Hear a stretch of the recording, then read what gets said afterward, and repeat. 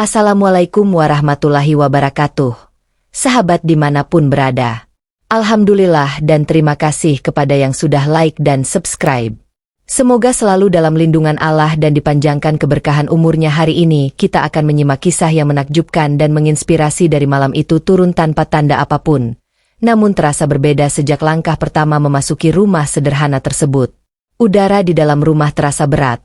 Seolah ada sesuatu yang tidak terlihat sedang memenuhi setiap sudut ruangan. Lampu menyala temaram, cahayanya memantul lemah di dinding kusam yang mulai mengelupas, menciptakan bayangan-bayangan aneh yang bergerak pelan saat angin malam menyelinap melalui celah jendela. Tidak ada suara televisi, tidak ada percakapan, bahkan suara serangga pun seperti menghilang. Kesunyian itu bukan sekadar sepi, melainkan sunyi yang menekan dada, membuat siapapun yang berada di dalamnya merasa sedang diawasi tanpa tahu oleh siapa. Jam dinding masih berdetak, namun bunyinya terdengar jauh, seolah datang dari tempat lain. Seorang pria berdiri di dekat pintu kamar, masih mengenakan pakaian kerja yang belum sempat dilepas. Tubuhnya lelah, namun matanya sulit terpejam. Ada perasaan tidak nyaman yang terus mengganggu, perasaan bahwa malam ini bukan malam biasa. Ia menarik napas panjang, mencoba menenangkan diri, namun dadanya justru terasa semakin sesak. Di dalam kamar, istrinya sudah lebih dulu berbaring. Tubuhnya diam, namun raut wajahnya tampak tegang meski mata terpejam. Napasnya naik turun tidak beraturan, seolah sedang menghadapi mimpi yang tidak menyenangkan. Sesekali, keningnya berkerut, dan jemarinya bergerak kecil seperti sedang berusaha menggenggam sesuatu yang tak kasat mata. Pria itu melangkah perlahan menjauh dari pintu kamar, menuju ruang tengah. Setiap langkah terasa lebih berat dari biasanya. Lantai kayu berderit pelan seolah ikut mengeluhkan kehadirannya. Ia berhenti sejenak, menoleh ke sekeliling rumah yang terasa asing meski telah bertahun-tahun ia tempati. Ada firasat aneh yang tak bisa ia jelaskan dengan kata-kata. Bukan rasa takut yang jelas, melainkan perasaan bahwa sesuatu sedang menunggu. Sesuatu yang sejak lama diam, dan malam ini memilih untuk menunjukkan keberadaannya. Ia tidak tahu bahwa kesunyian malam itu bukan sekadar kebetulan. Malam tersebut adalah awal dari rangkaian peringatan, yang perlahan akan membuka satu persatu kesalahan yang selama ini tertutup oleh rutinitas dan pembenaran diri. Dan seperti kebanyakan manusia, ia baru akan menyadarinya saat semuanya sudah terlanjur berjalan terlalu jauh. Istri yang tidak tenang dalam tidur. Wanita itu terbaring telentang di atas kasur tipis yang sudah lama kehilangan empuknya. Selimut menutupi sebagian tubuhnya, namun keringat dingin tetap membasahi leher dan pelipisnya. Meski matanya terpejam, bola matanya bergerak liar di balik kelopak, seolah sedang menyaksikan sesuatu yang membuatnya gelisah dan tertekan. Napasnya terdengar berat dan tidak beraturan.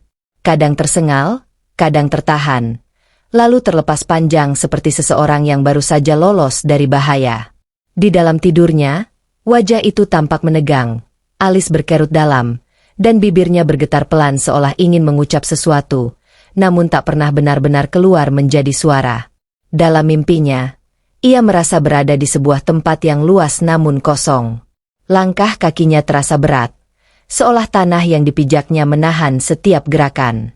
Ia ingin berteriak memanggil seseorang, namun suaranya seperti tertelan oleh udara, hilang sebelum sempat terdengar.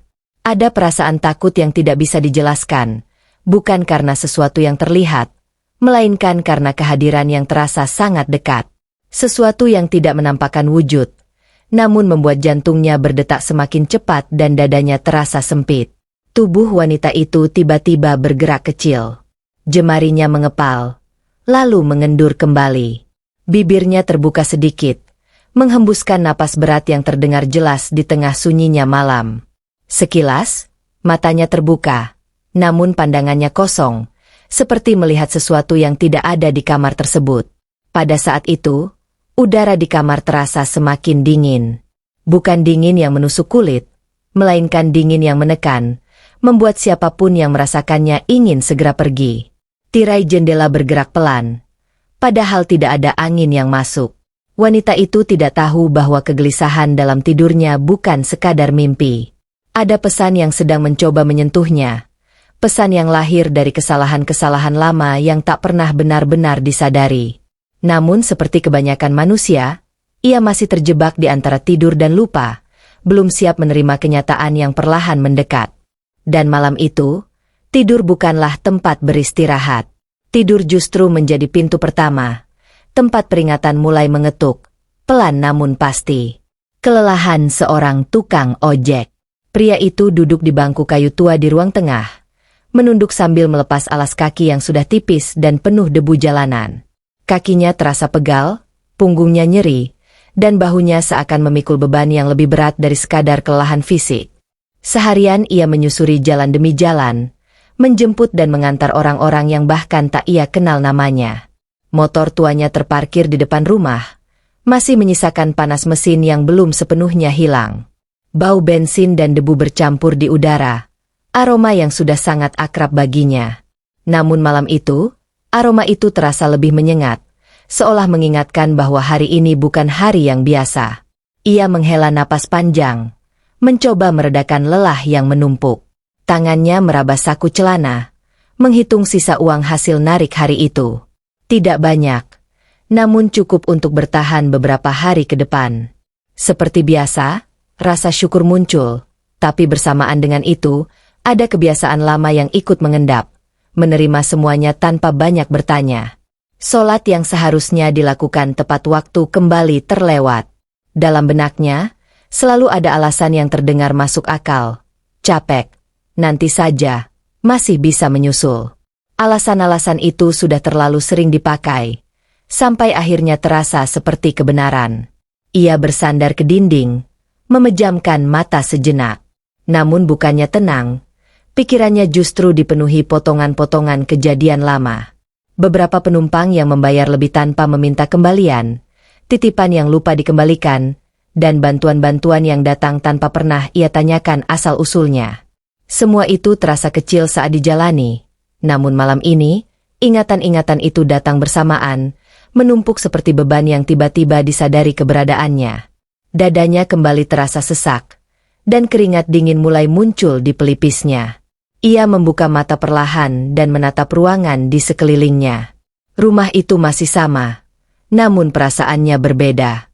Ada kesan seolah tempat itu sedang mengingatkannya pada sesuatu yang selama ini ia abaikan. Sesuatu yang tak bisa lagi ditunda. Kelelahan malam itu bukan sekadar lelah tubuh. Itu adalah lelah hati yang terlalu lama menumpuk, menunggu satu malam sunyi untuk akhirnya menampakkan dirinya. Rezeki yang tak pernah dipertanyakan. Uang-uang itu tergeletak di telapak tangannya, kusut dan bercampur antara lembaran kecil dan besar. Pria itu menatapnya beberapa saat, lalu menyimpannya kembali tanpa hitungan yang benar-benar teliti. Baginya, selama uang itu bisa digunakan untuk makan dan bertahan hidup, maka semuanya dianggap cukup. Ia jarang bertanya dari mana kemudahan-kemudahan itu datang. Penumpang yang membayar lebih, titipan yang tak pernah diminta kembali, atau bantuan yang tiba-tiba muncul saat keadaan sempit. Semua diterima dengan perasaan lega, tanpa rasa curiga, apalagi keinginan untuk menelusuri kejujurannya. Dalam pikirannya, rezeki selalu identik dengan hasil kerja keras. Ia merasa sudah lelah di jalan, sudah menghabiskan tenaga dan waktu, sehingga apapun yang datang dianggap sebagai balasan yang pantas. Ia lupa bahwa kerja keras tidak selalu menjadi pembenaran, terutama jika kejujuran mulai ditinggalkan. Perlahan, batas antara yang benar dan yang sekadar menguntungkan menjadi kabur. Tidak ada rasa bersalah yang benar-benar mengganggu, karena semuanya dilakukan sedikit demi sedikit, nyaris tak terasa. Kesalahan kecil yang diulang terlalu sering akhirnya berubah menjadi kebiasaan. Di sudut ruangan, sajadah tergulung rapi, seperti saksi bisu yang tak pernah diajak bicara. Pria itu menoleh sekilas, lalu kembali memalingkan pandangan.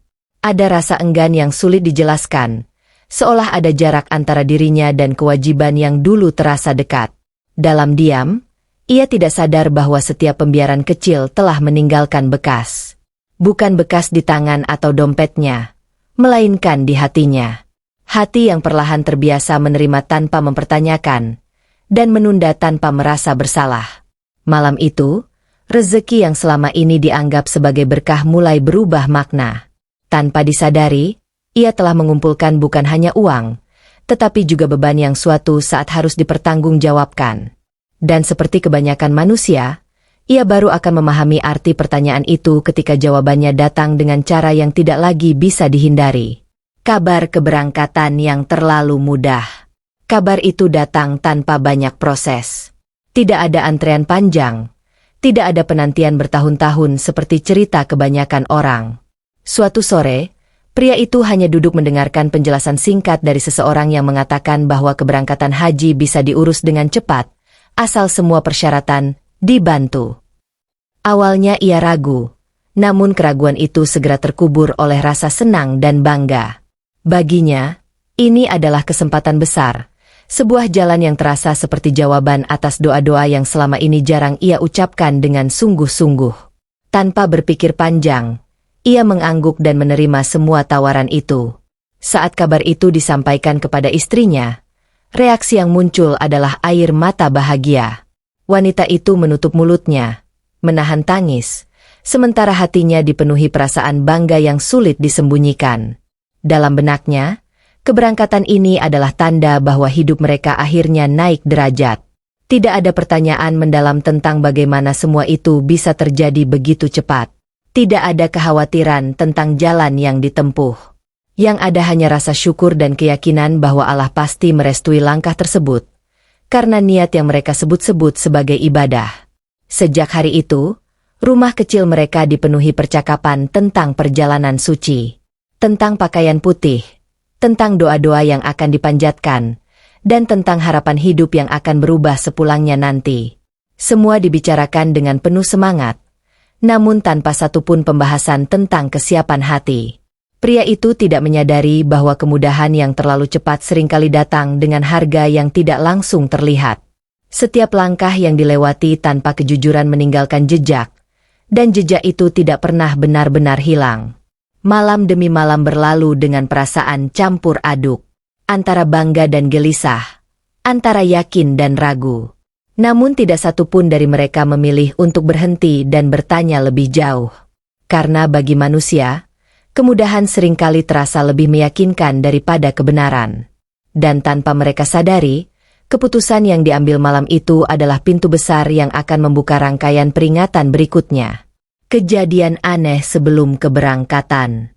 Sejak hari kepastian keberangkatan itu diumumkan, suasana rumah perlahan berubah. Awalnya hanya hal kecil yang terasa janggal, seperti udara di dalam rumah yang mendadak lebih dingin saat malam tiba, meski pintu dan jendela tertutup rapat. Lampu sering berkedip tanpa sebab, lalu kembali normal seolah tidak pernah terjadi apa-apa. Pria itu mencoba mengabaikannya. Ia menganggap semua hanya kelelahan atau pikirannya yang terlalu penuh. Namun ada satu hal yang tidak bisa ia sangkal. Setiap malam, rasa gelisah selalu datang tepat ketika rumah mulai sunyi. Motor yang biasa ia gunakan untuk bekerja juga mulai sering bermasalah. Padahal pagi harinya masih berjalan normal. Mesin mendadak mati di tengah jalan, rem terasa berat, dan suara aneh terdengar dari dalam mesin. Beberapa kali ia terpaksa pulang lebih awal dengan perasaan kesal bercampur bingung. Setiap kali motor itu mogok, ada perasaan aneh yang menyertai. Bukan marah, melainkan takut yang samar, seperti sedang diingatkan agar tidak melanjutkan perjalanan.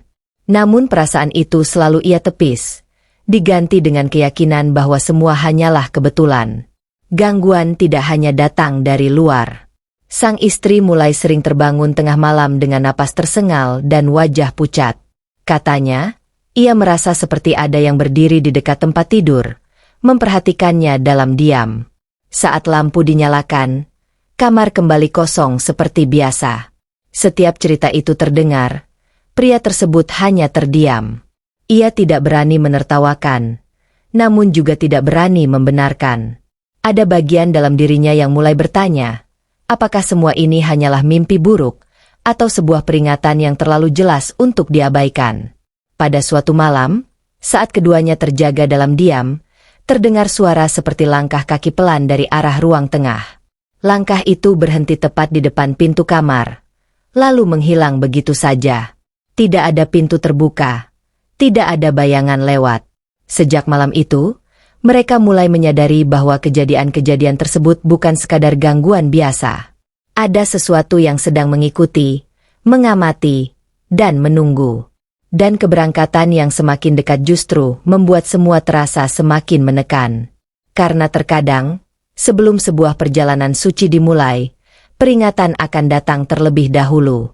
Bukan untuk menakut-nakuti, tetapi untuk menguji, apakah manusia mau berhenti dan memperbaiki diri, atau tetap melangkah sambil menutup mata. Sosok di ruang tengah. Malam itu, rumah kembali terbungkus sunyi yang menekan. Pria itu terbangun karena perasaan tidak nyaman, seolah ada sesuatu yang membuat dadanya terasa berat. Ia duduk di tepi kasur, menajamkan pendengaran. Tidak ada suara apapun, namun firasatnya mengatakan bahwa rumah itu tidak benar-benar kosong. Dengan langkah pelan, ia membuka pintu kamar dan mengintip ke arah ruang tengah. Cahaya lampu yang redup masih menyala, memantulkan bayangan panjang di lantai. Dan di sanalah ia melihatnya. Sebuah sosok duduk diam di kursi kayu tua, membelakangi kamar, kepalanya tertunduk, tubuhnya tidak bergerak sedikit pun. Jantung pria itu berdegup kencang. Ia berdiri kaku, tidak berani mendekat, namun juga tidak mampu berpaling.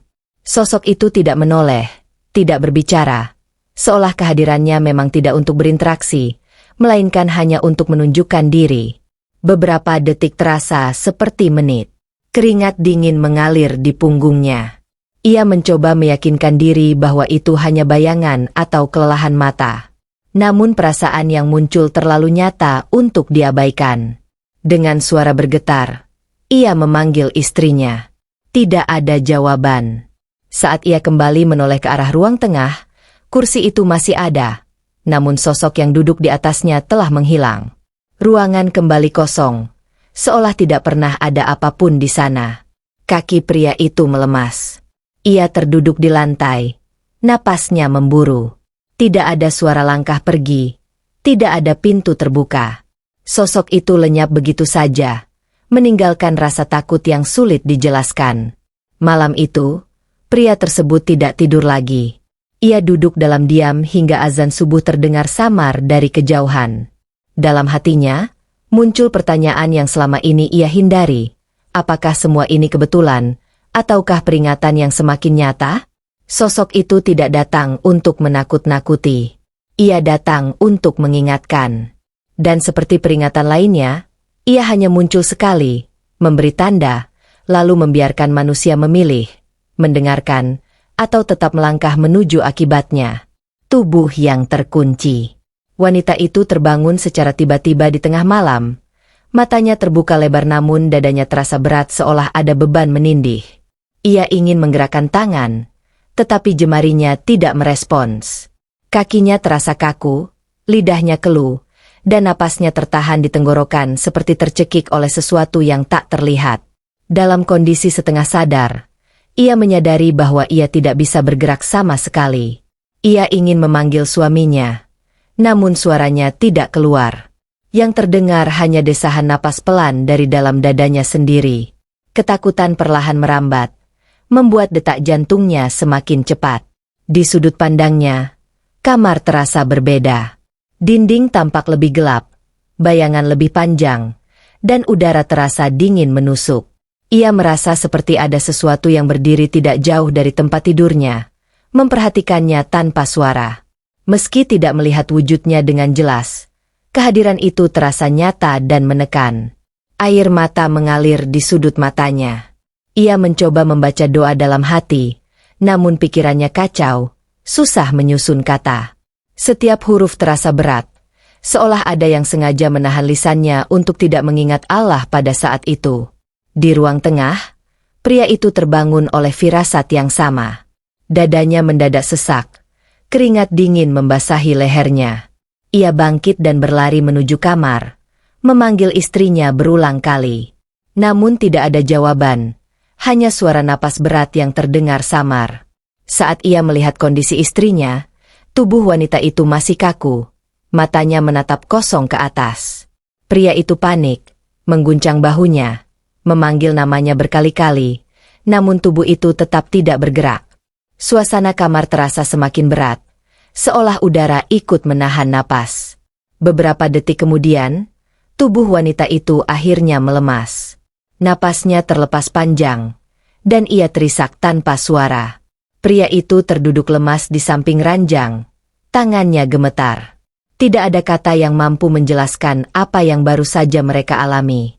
Malam itu, mereka sadar bahwa kejadian-kejadian sebelumnya hanyalah pembuka.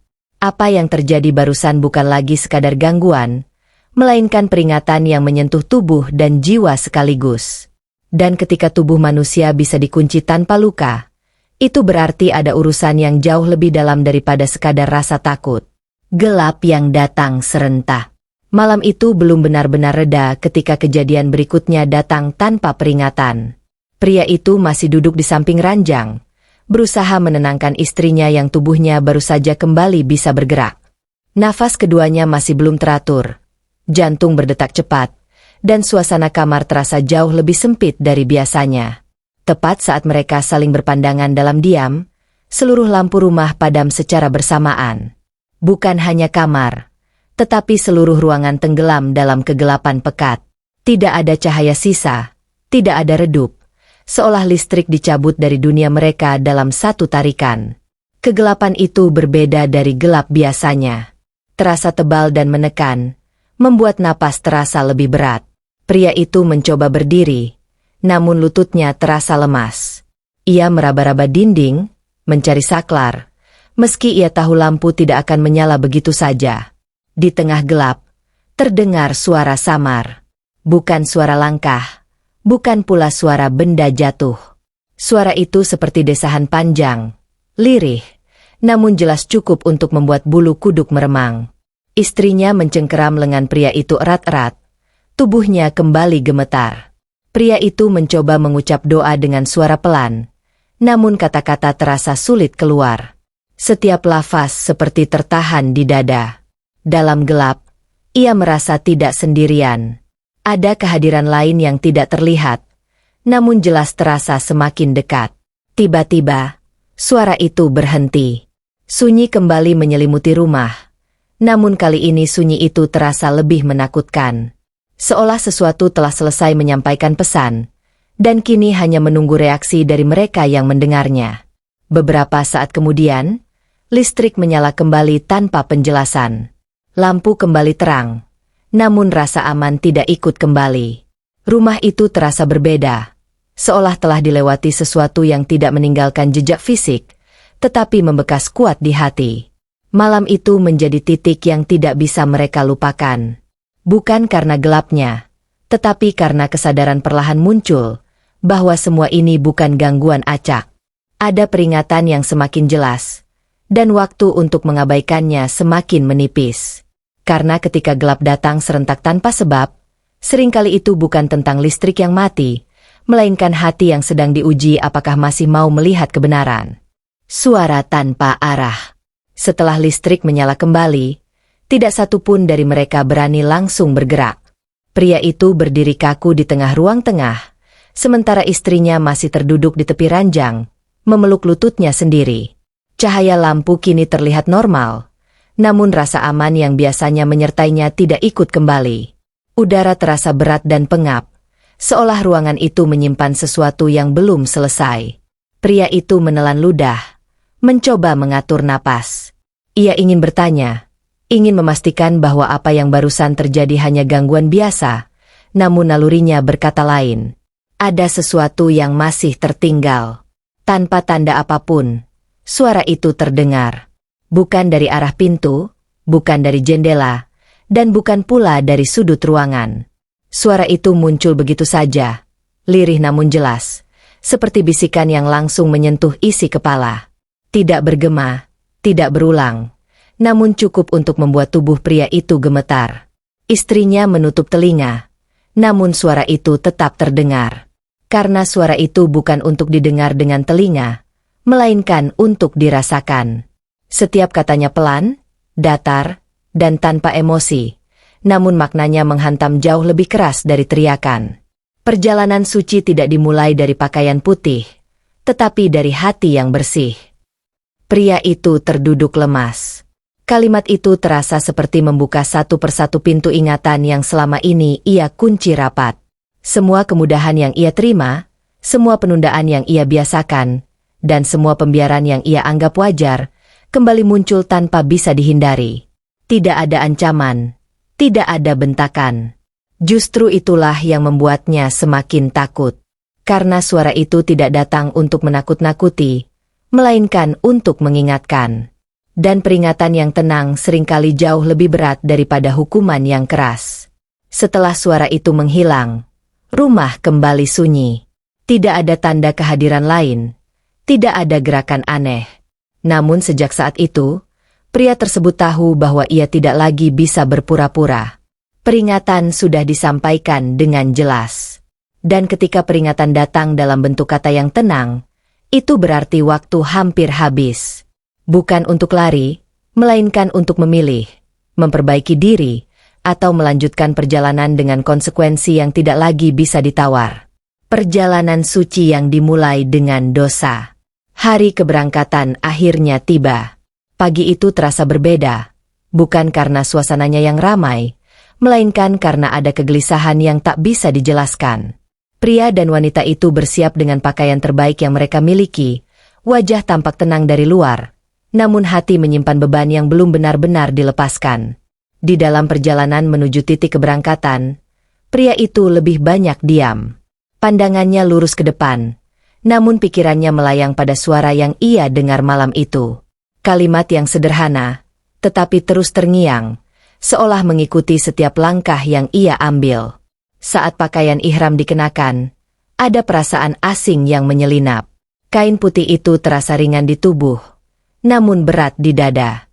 Pria itu berdiri menatap dirinya sendiri, menyadari bahwa pakaian itu tidak serta-merta menghapus apa yang masih ia simpan di dalam hati. Wanita itu mencoba tersenyum, menenangkan diri dengan doa-doa pendek. Namun sesekali, tangannya gemetar, seolah mengingat kembali kejadian malam-malam sebelumnya. Ia ingin percaya bahwa semua akan baik-baik saja, bahwa perjalanan ini akan menjadi awal perubahan. Perjalanan panjang pun dimulai. Di antara doa-doa yang dipanjatkan bersama rombongan, pria itu merasa ada jarak antara lisannya dan hatinya. Kata-kata tetap terucap, namun maknanya terasa tidak sepenuhnya sampai. Ia sadar, perjalanan ini dilakukan sebelum dirinya benar-benar siap. Di tengah keramaian, ia justru merasa sendirian. Setiap langkah terasa seperti pengingat bahwa niat baik tidak pernah cukup jika tidak dibarengi kejujuran dan penyesalan yang tulus. Hari itu, perjalanan suci tetap berjalan sesuai rencana. Tidak ada hambatan, tidak ada penundaan. Namun justru disitulah keganjilannya. Karena terkadang, ujian tidak datang untuk menghentikan langkah, melainkan untuk melihat sejauh mana manusia berani melangkah dengan hati yang masih kotor. Dan ketika perjalanan suci dimulai tanpa pertobatan yang utuh, maka yang menyertai bukan hanya doa, tetapi juga konsekuensi yang menunggu di depan. Satu orang lagi di tanah suci. Di tengah lautan jamaah yang bergerak perlahan, ada satu sosok lain yang tak pernah benar-benar diperhatikan. Ia berjalan bersama rombongan, mengenakan pakaian ihram yang sama putihnya, melafalkan doa yang sama, namun membawa niat yang tidak sepenuhnya lurus. Tidak ada yang tahu bahwa kemudahannya berangkat ke tanah suci memiliki keterkaitan dengan jalan yang tidak sepenuhnya bersih. Sosok ini tampak tenang dari luar, bahkan terlihat lebih siap dibanding yang lain. Namun setiap kali ia berhenti dan menundukkan kepala, ada kegelisahan yang tak bisa ia sembunyikan.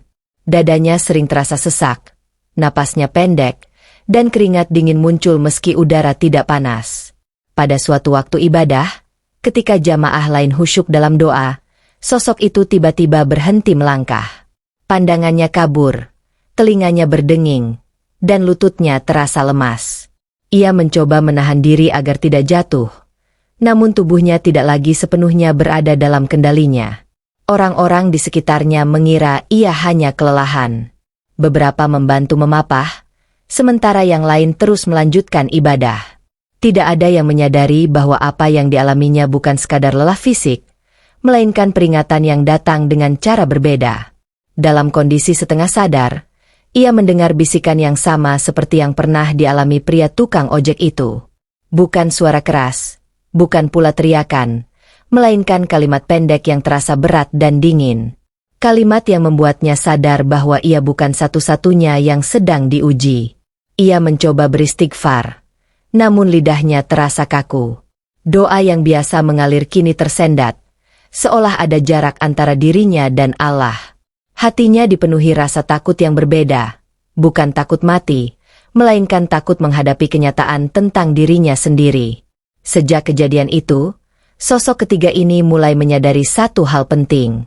Perjalanan suci tidak membedakan manusia berdasarkan status atau niat yang diucapkan, tetapi berdasarkan kejujuran yang dibawa sejak langkah pertama. Dan ketika peringatan datang bukan hanya kepada satu orang, itu berarti ada benang yang menghubungkan mereka.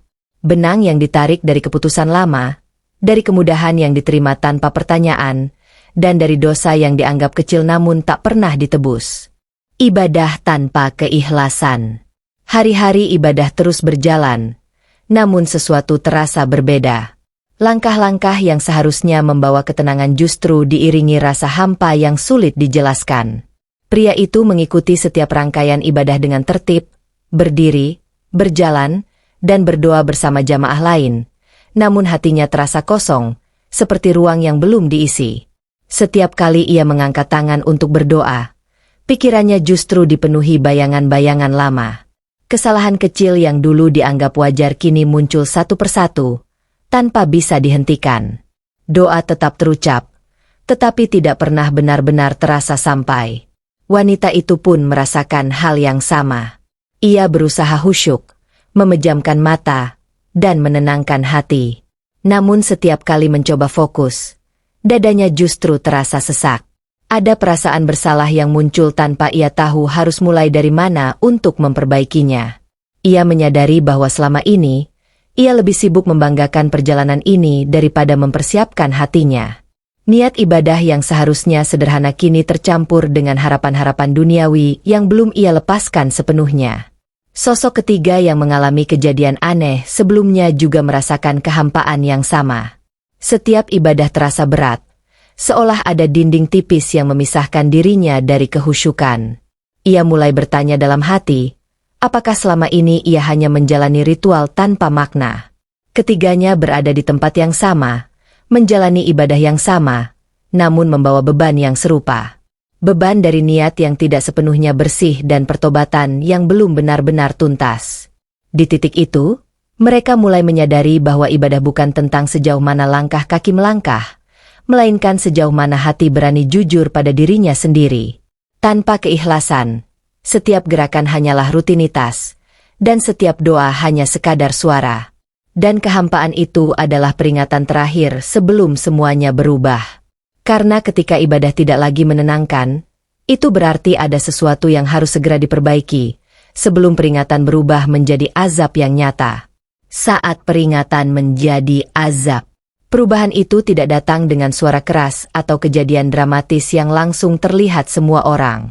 Ia datang perlahan, menyusup di sela-sela ibadah, saat manusia merasa sudah berada di tempat paling aman. Pria itu merasakannya pertama kali ketika dadanya tiba-tiba terasa sangat berat, seolah napasnya dipersempit tanpa sebab yang jelas. Langkah kakinya melambat, pandangannya berkunang-kunang, dan keringat dingin mengalir deras meski tubuhnya tidak bergerak banyak. Ia mencoba berdiri tegak, namun lututnya gemetar. Di tengah keramaian jamaah, ia justru merasa sendirian, seolah dunia mengecil hanya untuk dirinya. Wanita itu melihat perubahan tersebut dengan hati yang semakin diliputi ketakutan. Setiap kali ia mencoba mendekat, tubuhnya sendiri terasa lemah. Napasnya pendek, kepalanya pusing, dan dadanya seperti ditekan dari dalam. Ia sadar, apa yang mereka alami bukan lagi sekadar peringatan. Dalam benaknya terlintas semua kejadian sebelumnya. Malam sunyi, tubuh yang terkunci, suara tanpa arah. Semuanya seperti rangkaian yang kini mencapai puncaknya. Air matanya jatuh tanpa suara, bukan karena sakit fisik semata, tetapi karena penyesalan yang akhirnya datang terlambat. Di tempat lain, sosok ketiga mengalami hal yang lebih berat. Tubuhnya tiba-tiba tak lagi mampu berdiri. Ia jatuh tersungkur, napasnya tersendat, dan pandangannya menggelap. Orang-orang di sekitarnya segera membantu, mengira ia hanya kelelahan parah. Namun di dalam dirinya, ia tahu ini bukan sekadar lelah. Ada rasa takut yang belum pernah ia rasakan sebelumnya. Takut karena ia sadar, azab tidak selalu menghancurkan tubuh, tetapi menghancurkan rasa aman yang selama ini membuat manusia merasa baik-baik saja. Pada titik itu, mereka semua akhirnya mengerti. Peringatan yang dulu datang dengan lembut kini berubah bentuk. Bukan untuk membalas, melainkan untuk menghentikan. Menghentikan langkah yang dilanjutkan tanpa kejujuran, dan ibadah yang dijalani tanpa pertobatan. Karena ketika peringatan tidak lagi dihiraukan, Allah tidak perlu berteriak. Cukup menarik sedikit rasa aman, dan manusia akan sadar betapa rapuhnya dirinya selama ini. Pesan yang tertinggal. Tidak ada teriakan, tidak ada amarah yang diluapkan. Semua berakhir dalam keheningan yang panjang. Setelah kejadian itu, ketiganya hanya bisa terdiam, masing-masing bergulat dengan pikirannya sendiri. Tubuh boleh berada di tempat yang sama, tetapi hati mereka sedang berada di ruang yang berbeda, ruang penyesalan. Pria itu duduk tertunduk, tangannya gemetar, napasnya perlahan kembali normal. Untuk pertama kalinya, ia benar-benar merasa kecil. Bukan karena kondisi tubuhnya, melainkan karena kesadaran bahwa selama ini ia terlalu percaya diri membawa niat ibadah tanpa terlebih dahulu membersihkan hatinya. Wanita itu menutup wajahnya dengan kedua tangan. Tangisnya pelan, hampir tak terdengar. Ia teringat bagaimana selama ini ia lebih sibuk merasa bangga dibanding bertanya, apakah dirinya benar-benar siap menghadap Allah. Semua harapan duniawi yang dulu ia peluk erat kini terasa kosong dan rapuh. Ia menyadari satu hal penting. Perjalanan suci bukan tempat untuk bersembunyi dari kesalahan, melainkan tempat untuk mengakuinya dengan jujur. Dan pengakuan itu baru terasa berat ketika semuanya sudah hampir terlambat. Sosok ketiga, yang sejak awal memilih jalan pintas, hanya bisa terbaring lemah. Dalam diam, ia memahami bahwa azab tidak selalu berarti hukuman yang terlihat. Kadang, azab adalah kesadaran yang datang terlambat, saat kesempatan untuk memperbaiki diri tidak lagi seluas sebelumnya. Tidak ada satupun dari mereka yang tahu bagaimana akhir perjalanan ini akan tercatat. Yang mereka tahu, pesan itu sudah disampaikan dengan jelas, tanpa kata-kata kasar, tanpa ancaman berlebihan. Kisah ini bukan tentang siapa yang paling berdosa, dan bukan pula tentang siapa yang paling menderita. Kisah ini adalah pengingat bahwa ibadah tidak pernah bisa menutupi kejujuran yang ditunda. Bahwa pakaian putih tidak otomatis membersihkan hati yang masih menyimpan kesalahan. Karena pada akhirnya, azab bukan selalu tentang kehancuran. Kadang azab adalah panggilan terakhir, agar manusia berhenti, menoleh ke dalam dirinya sendiri, dan bertanya dengan jujur. Sudah sejauh apa aku benar-benar bertobat? Dan bagi sebagian orang, pertanyaan itu datang tepat waktu. Bagi sebagian lainnya, datang ketika waktu hampir habis.